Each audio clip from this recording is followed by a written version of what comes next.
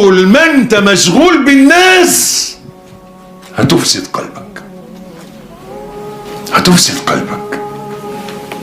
شوف ببساطة ومن الآخر، كلمة من واحد هتعكر صفو قلبك، هتضايقك، هتأذيك، هتقرفك.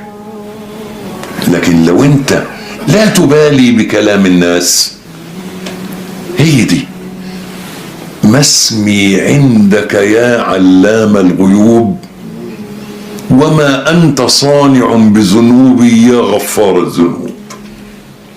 ان انا مشغول بربنا، اسمي عند ربنا ايه؟ سيبك من الناس، فليقل الناس ما يقولون وليفعل الناس ما يفعلون.